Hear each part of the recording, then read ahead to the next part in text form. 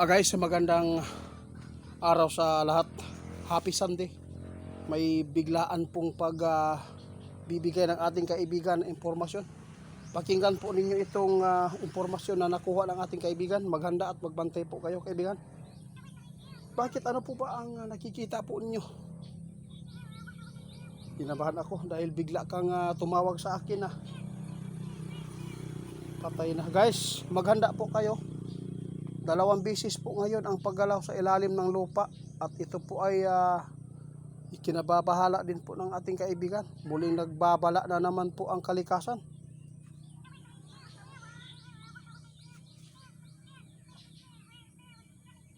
Naku po, ito po ang hindi maganda. Pati sa dagat mga idol may sign na. May sign, isang sign po nakita ngayon ng ating kaibigan. Babala po sa lahat po ng mga pumupunta sa mga dagat, magpipiknik at saka sa building, no, mga mall. Ayaw mo kumpiyansa mga idol. Huwag kayong magkampante. Huwag po kayong magtagal po doon kung makatapos na kayo bumili, no. Dapat po makalabas po agad dahil hindi po natin alam ito itong babala kasi kahapon may lindol na naman po doon sa part po ng oriental, mga occidental. Maraming salamat. Grabe, hindi po natin inaasahan mga idol. Napakabuti talaga ng ating kaibigan. Kaya sa lahat po ng makapanood sa amin, itong babala ng ating kaibigan para po ito sa atin, para hindi po tayo matulad sa Venezuela mga idol. Yun ang ating ipanalangin mga idol, na sana kung may mga pagyanig man ng lindol, sana po araw lang para po makatakas pa tayo sa anumang kapahamakan. Dahil nababahala si kaibigan ngayon, itong babala ng kalikasan sa kanila. 2 beses po talaga ang paggalaw at lalo na may sign pa doon sa dagat.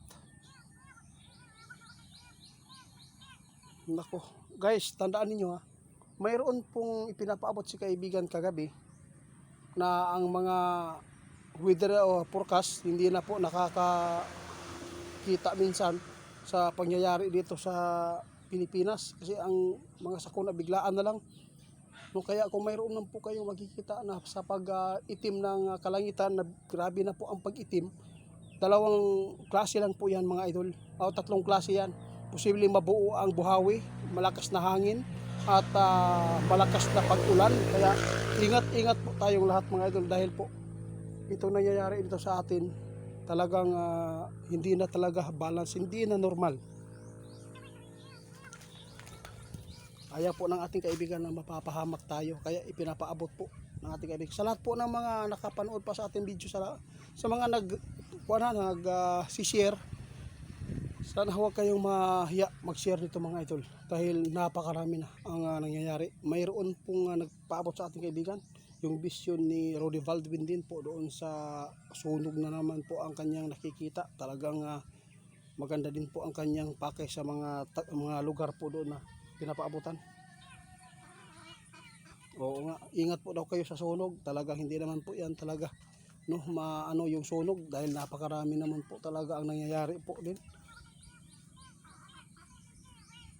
Salamat mga idol. May ipinapaabot si kaibigan patungkol kay Indy Ferris, no. Huwag lang po tayong maniwala sa kanyang mga prediction dahil minsan napakalayo po ang mga prediction na ipinapaabot niya. Porkit napanood po nila ang mga bagong nangyayari sa Pilipinas, agad-agad po siya nagpaabot na mayroon po siyang ipinapaabot po doon na ang INC daw Satans. Yun po ang mali sa kanyang paghuhula kasi porkit nangyari po yung rally sa EDSA, ito po ang kanyang ginawa. Kaya hindi tayo makapaniwala sa mga tao yan dahil si kaibigan mismo ang nagpaabot ngayon.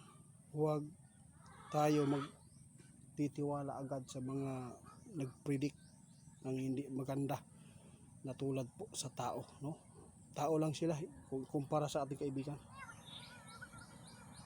Marami po nagtatanong po sa amin mga idol kasi sinabihan daw niya na ang simbahan daw ng INC ay Satans. Huwag kayong maniniwala po sa mga sabi-sabi ng iba mga idol kasi ang pastor din siya pero kaya lang ang kanyang pagka-pastor hindi po talaga na na gamit sa hindi maganda kasi may mga hula siya na hindi naman po totoo. Oo, kaya po napaabot namin ito, kaibigan, sa inyo dahil ayaw po natin na makapagbigay ito ng kaguluhan, yung galit ng tao sa pinapaabot niya. Mga idol, tandaan natin, hindi po maganda na maniniwala tayo agad sa mga prediction ng iba na para lang makapag-views, para lang mapansin po ang channel nila. Kasi talagang nakikita ng ating kaibigan ngayon, si Roddy Baldwin po mga idol, sa totoo lang, si Roddy Baldwin ay talagang humahanga si kaibigan dahil maganda po ang kanyang pakay. Pero yung ginawa ni Indy Ferris na nanira siya ng relihiyon, doon siya na kuhaan ng points ngayon ng ating kaibigan. Hindi po maganda ang kanyang ginawa. Oo. Doon siya magkukuha ng predict, hula, kung may nangyayari na. Tapos yung mga hula niya, kinukuha niya kay Roddy Baldwin, kinukuha niya po kay G. Costura. Kaya parang nasanay na siya dito sa Pilipinas. Kaya yun po ang lagi po niyang pinagpapaabutan. Kaya sa lahat ng makapanood sa amin, hindi po tayo pwede na maniwala po sa paninira po ni Indy Ferris. Mga idol, tandaan natin, hindi natin alam. Pasukin na muna natin kung ano po ang mga itinuturo sa simbahan na yan. Dahil sinabi ng ating kaibigan, hindi po talaga maganda kung maniniwala tayo sa tao. Talagang humahanga si kaibigan kay G. Costura at kay Roddy Baldwin dahil po ang kanilang pinapaabot para po ito sa kaligtasan ng mga tao na hindi po mapahamak sa sakuna. Mga idol, salamat po sa inyo.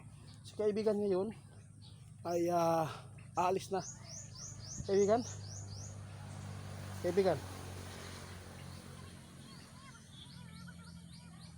Sige, salamat. Guys, sinagot ko lang po ang mga request po ng iba kasi nanira daw si Indy Ferris. Yung sinabi ng ating kaibigan na mga sign, ingat po tayo. Yung dalawang beses paggalaw, sign po yan sa kanila na hindi maganda po ang mangyayari na naman. Kasi bago lang may niyanig ng 5.3 magnitude. Kaya tandaan natin itong mga sign mga idol. Delikado na tayo.